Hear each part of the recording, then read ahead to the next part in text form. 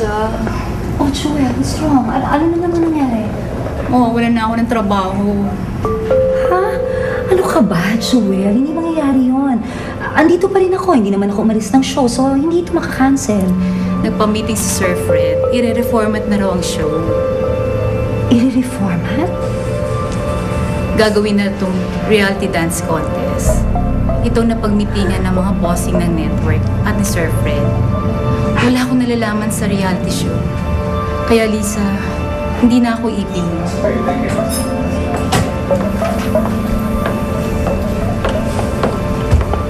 How dare you do this?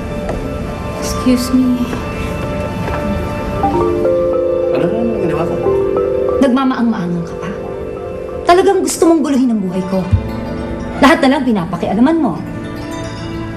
Bakit yung i-reformat ang show ko nang hindi mo sinasabi sa akin? Ginagawa lang namin kung anong makakabuti para sa'yo. Makakabuti? Para sa akin. For me. Pati executive producer ko, tatanggalin ninyo.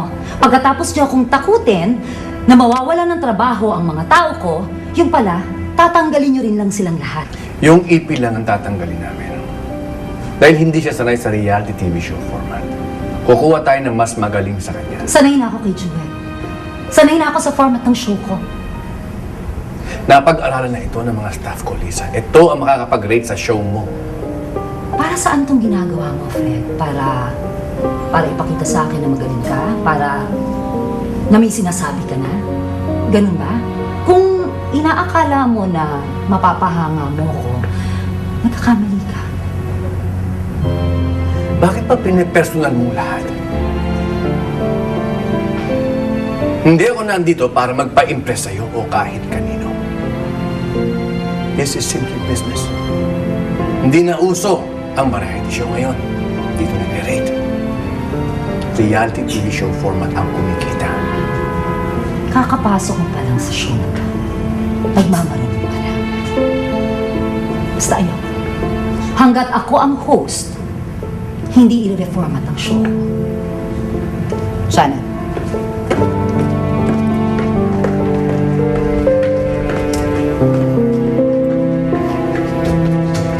Okay, music!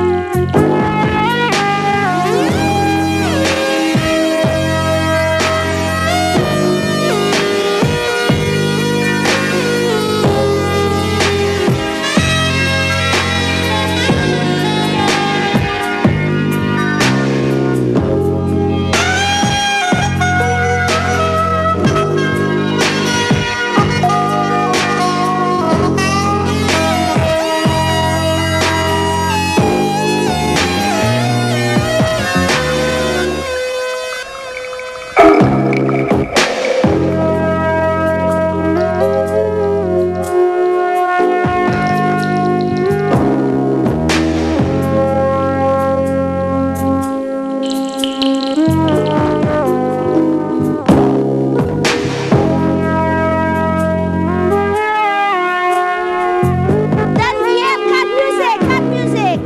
Ano ba, Daniel? sorry. Yung dip na yan, hindi mo ba perfect? Kanina pa tayo nagre-rehearse, puro ka mali. Ano Sorry, ba? Miss Janice. Sorry. Ay, nako. Sorry. Okay, let's take it from the top one more time. Music! Pakinggan mo mabuti ang tugtog. Mag-vocal ka sa partner mo. Panoorin mo siya mabuti.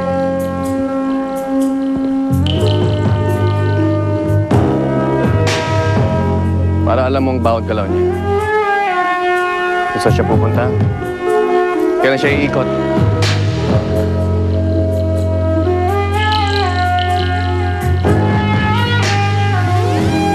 Lagi ka nakalalay sa kanya.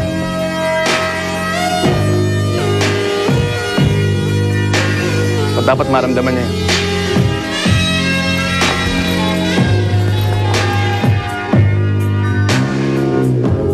Para magtiwala ka sa'yo.